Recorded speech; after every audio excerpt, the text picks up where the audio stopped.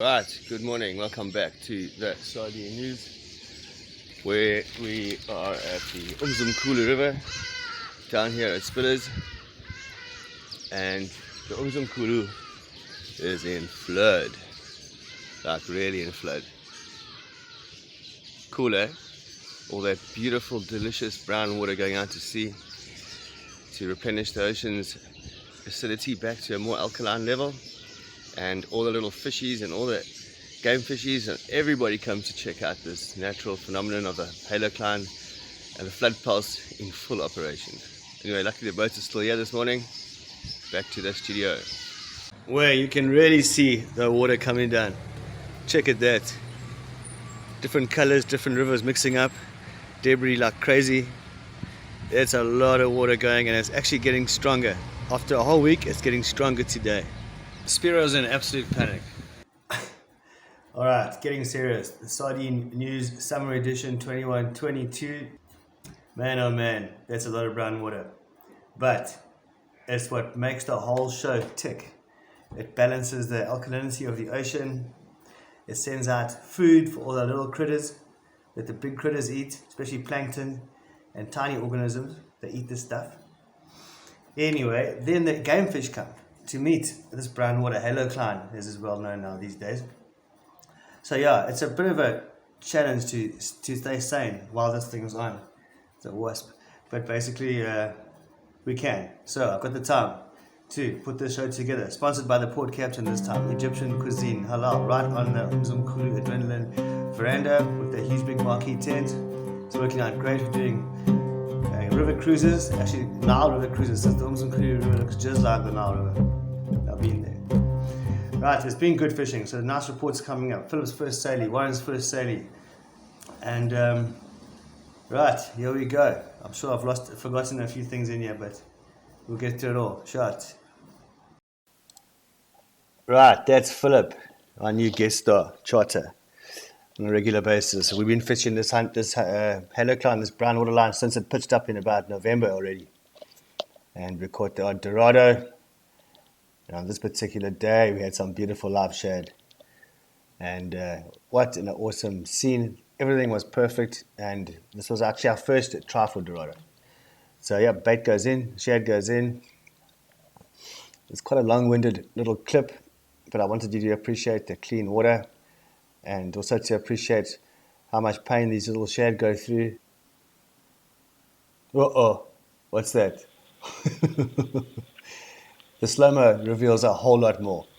It'll be going to slow-mo and I'll put some music behind it and you'll see how these fish interact with that bait and how that bait is so sharp to get away from those Dorado until eventually the bull comes along and just says, how's it, pal? And I have my drag on here because I don't want to hook it. I just want to see the interaction and just watch them play and watch them mess around. So that guy came back and tried it again. Eventually he gave up the goods, let it all go. Okay, slow-mo, enjoy this.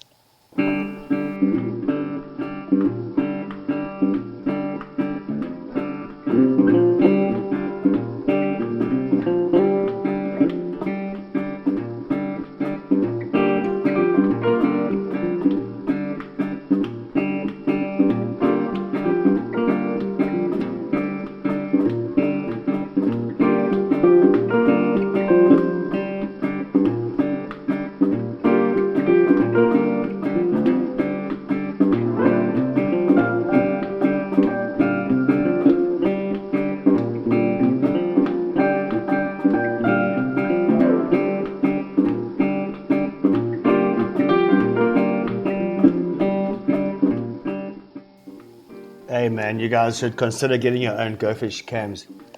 You learn so much from watching fish attack behavior underwater and how they interact with the bait, how the bait interacts with the fish. You learn about the environment they're in. You can see the bottom. You can put these cameras down to 80 meters like Captain Digby Smith does.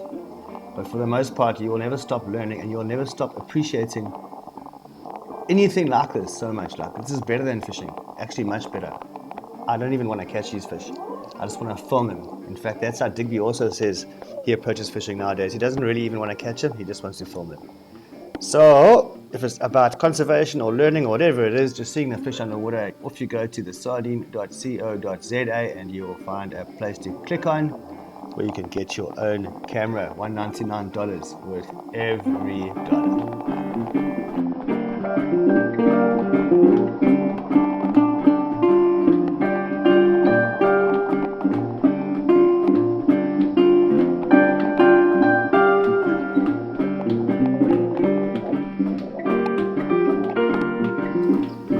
And how rad was that? Eventually the fish bit through my tiny, weak little leader, because I don't want to lose my camera, obviously. Anyway, that fish got away, but Philip got his first Dorado. Woohoo! Nice work, Philip. And guess what else he got first off? Coming right up. Alright, so we thought nothing of the sailfish swimming past us on this day where we saw so many bullfish. And it was actually at the end of the day, not even really wanting to fish much more. And next thing, we've got this guy jumping all over the horizon. Philip tied to it. Luckily, Dion was rolling the camera. Check at him. Jump, jump, jump. Yeah, and so it's a solid hookup. We had a live Mars bunker out there, or carapau, whatever you want to call it. A nice big one with a blue Mido strip swimmer. And this sailfish just jumped on that to us. And he'll be tired. He's going to tire out now. He's getting... I'll stop the boat. Try to put him now.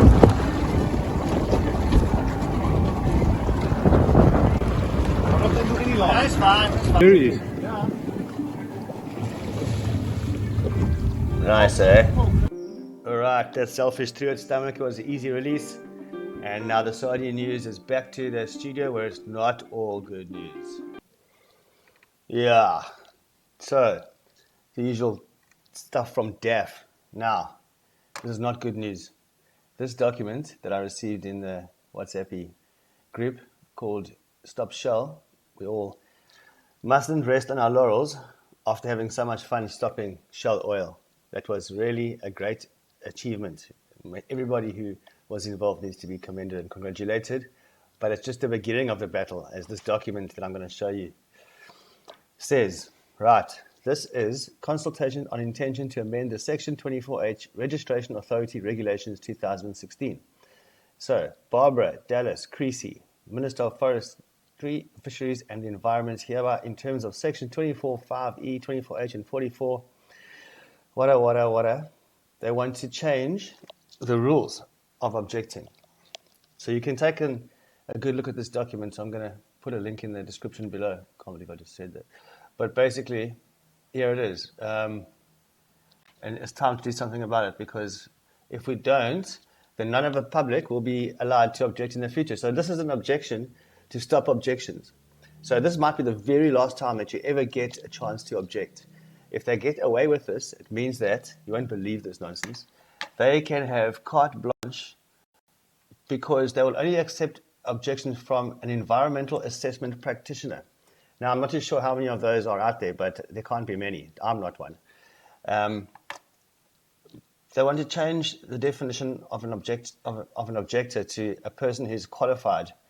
And these regulations apply to, you won't believe this, atmospheric emission license, strategic environmental assessments, environmental management programs, other appropriate environmental management instruments. Wada. They basically want to shut us as the public up completely.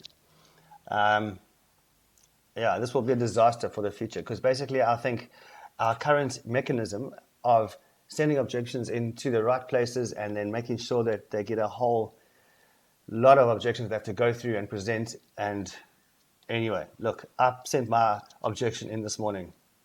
I objected to the objecting of objectors. So basically, you guys also need to do this. You need to get in here, and I'm going to put a sample email in the description below, and you just copy and paste it with all the details and make sure that you get your objection to the objection to objections in today. Well, we've got until the end of the month. This thing was filed on the 31st of December 2001. I wonder why I don't take holiday on that day. But anyhow, we've got 30 days to put this objection in. So get out your typewriters and off you go. Send the email. We have to do this. Really and truly, we have to do this. Okay, next segment. Right, after that crappy news from those guys, Here's some more crappy news. The floods are still flooding, man. That's Ladysmith. Thanks, Yashan, for sending that in to me. So all that water's still got to come. All the way down, all the rivers. So may as well get used to it. Luckily, we're not in Ladysmith. Oh, sorry for you guys who are. Right. Alvin Falls. So we're at the Clarkloo Falls and it is I've never seen it like pumping. I have never seen so much water coming out of here before. This is unbelievable. This is...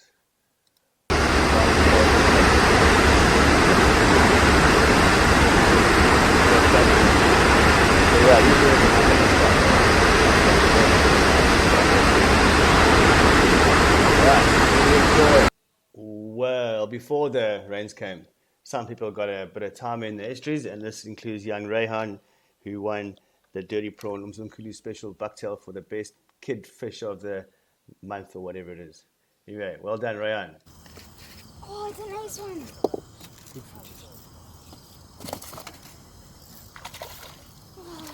Oh, you're way too cold.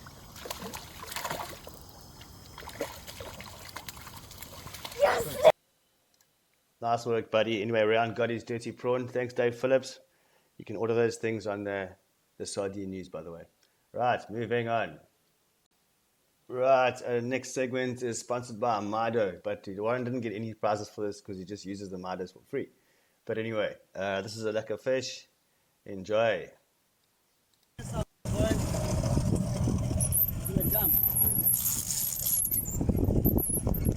He's a big one, eh? Nice, eh? The nice one. Just getting here. We need this fish urgently. That's how we're going to get him. You're going to bring him to me. You're going to put him there. Yeah? You're going to put him there, okay? Okay, alright. Okay.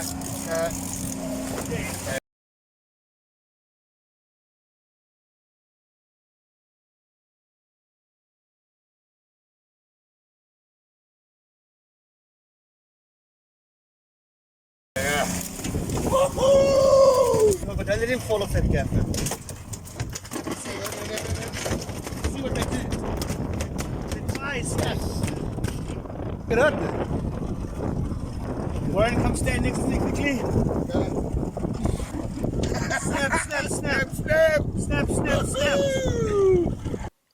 Lots of fun leaves the rod, eh? My goodness. But right, if you want to come fishing with us, so we've got that rad boat and we are launching literally every chance we get, especially, well, we should have launched more, put it that way, because now we're stuck for a couple of weeks while the brown water clears up.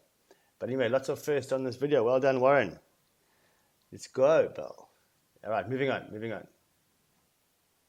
Well, I guess that's it from the Sardine News Summer Edition 2021-2022.